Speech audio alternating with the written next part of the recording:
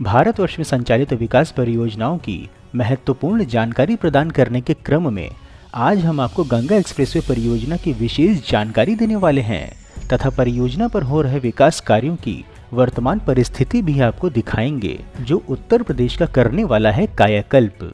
तो मित्रों, संपूर्ण जानकारी पाने के लिए वीडियो को अंत तक अवश्य देखें। देश के सबसे लंबे एक्सप्रेसवे में से एक तथा उत्तर प्रदेश की अति प्रतीक्षित परियोजना प्रवेश नियंत्रित मार्ग गंगा एक्सप्रेसवे के निर्माण कार्य ने तीव्रतम गति पकड़ ली है। बता दें कि गंगा एक्सप्रेसवे उत्तर प्रदेश राज्य में एक महत्वाकांक्षी ग्रीनफील्ड एक्सप्रेसवे परियोजना है। गंगा एक्सप्रेसवे का निर्माण मेरठ जिले के बिजौली गांव को प्रयागराज जिले के जूदापुर दांदू गांव से जोड़ेगा। इस मार्ग को 6 लेन का बनाया जाएगा तथा इसे इस प्रकार से बनाया जाएगा कि इसे आवश्यकता पड़ने पर 8 लेन तक का बढ़ाया जा सके। परियोजना की कुल लंबाई 594 किलोमीटर है। गंगा एक्सप्रेसवे पर अधिकतम गति 120 किलोमीटर प्रति घंटे तय की गई है।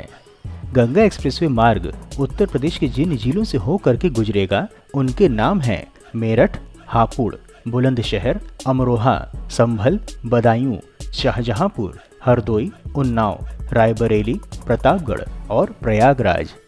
जानकारी के लिए बता दें कि गंगा एक्सप्रेसवे की वर्ष 2019 में कार्य आरंभ हुआ था। प्रधानमंत्री नरेंद्र मोदी ने दिसंबर 2021 में परियोजना की नींव रखी थी और इसका निर्माण अक्टूबर 2022 में आरंभ हुआ था। बता दें कि गंगा एक्सप्रेसवे की नोडल एजेंसी है उत्तर प्रदेश एक्सप्रेसवे औद्योगिक विकास प्राधिकरण अर्थात यूपीडा एवं गंगा एक्सप्रेसवे के निर्माण को 12 अलग अलग पैकेजों में विभाजित किया गया है। गंगा एक्सप्रेसवे को उत्तर प्रदेश के 12 से अधिक जिलों को जोड़ने के लिए डिजाइन किया गया है। गंगा एक्सप्रेसवे कॉरिडोर का अत्यधिक महत्व है क्योंकि यह पूर्वी यूपी को राज्य के पश्चिमी हिस्से से जोड़ने वाला एक प्रमुख कॉरिडोर होगा। राज्य के पूर्वी और पश्चिमी नोड्स को जोड़ने से पूरे कॉरिडोर का ढांचा और आर्थिक विकास हो सकेगा। गंगा एक्सप्रेसवे का उद्देश्य गंगा नदी के किनारे ग्रामीण क्षेत्रों को अंतिम मील तक कनेक्टिविटी प्रदान करना है। कहें तो इस महत्वाकांक्षी गंगा एक्सप्रेसवे कॉरिडोर को एक्सप्रेसवे के साथ क्षेत्रों के समग्र विकास को बढ़ावा देने के लिए डिजाइन किया गया है। लागत की जानकारी देने हेतु बता दें कि गंगा एक्सप्रेसवे की कुल लागत 37,350 करोड़ रुपए है। इसमें 9,500 करोड़ रुपए से अधिक की भूमि अधिग्रहण लागत भी सम्मिलित है।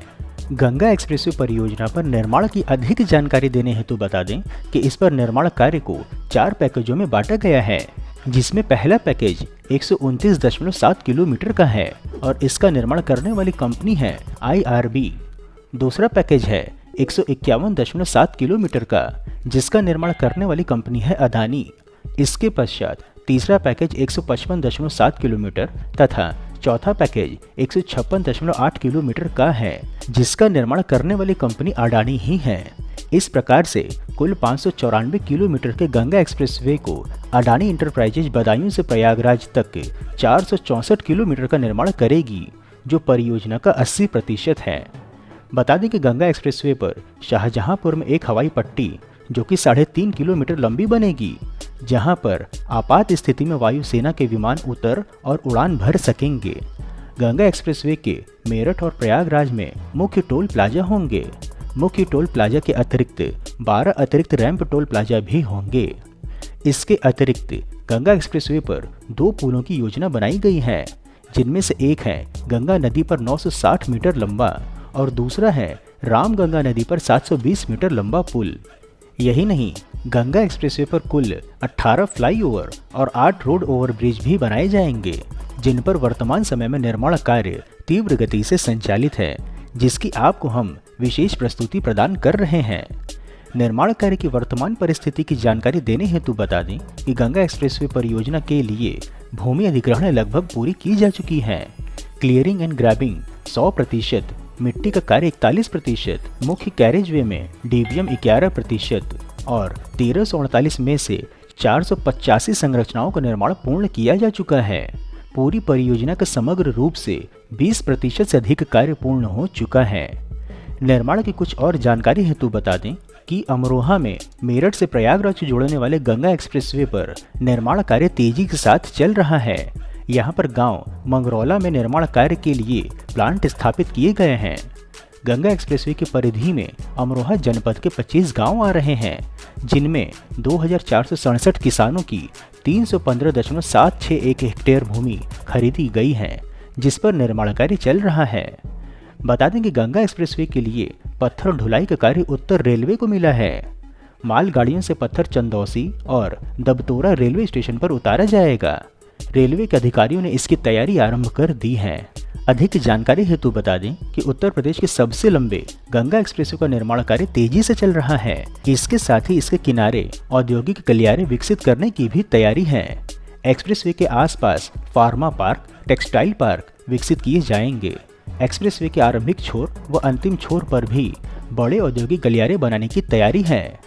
एक्सप्रेसवे से निकटता के चलते बड़े स्तर पर निवेशक यहां अपने उद्योग लगाएंगे। वास्तव में यूपी सरकार की योजना एक्सप्रेसवे के बनने से पहले उससे संबंधित जिलों में उद्योग व निवेश के लिहाज से संभावना वाले स्थानों को विकसित करना है। गंगा एक्सप्रेसवे हापुड़ से भी गुजरेगा। यहाँ फार्मा पार्क बनाने की तैयारी है। प्रयागराज में NH2 प्रयागराज बाईपास पर समाप्त होने वाला है। वहाँ पहले से औद्योगिक गलियारा विकसित किया जा रहा है।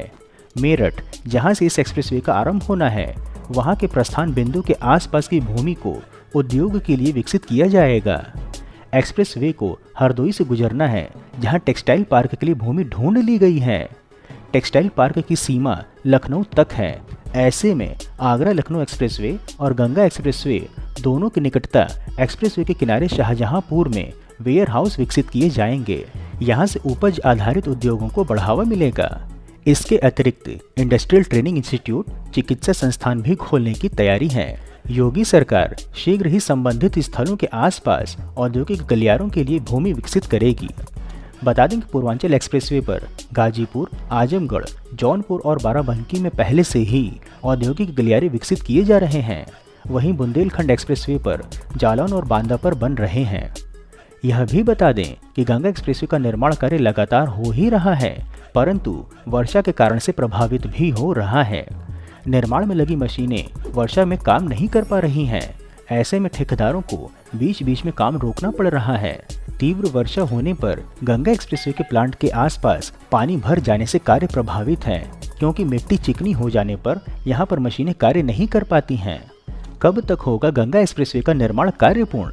यदि आप यह जानना चाहते हैं तो आपको हम बता दें कि प्रारंभ में पूरा करने की समय सीमा दिसंबर 2025 थी, परंतु उत्तर प्रदेश के मुख्यमंत्री योगी आदित्यनाथ ने NHAI और उत्तर प्रदेश सरकार के अधिकारियों को गंगा एक्सप्रेसवे परियोजना को दिसंबर 2024 तक पूरा करने का निर्देश दिया है और कहा है कि परियोजना को निर्धारित समय सीमा के भीतर पूरा हो जाना चाहिए, ताकि 2025 में प्रयागराज में होने वाले कुंभ मेले में श्रद्धालु उत्सव का आनंद ले सकें।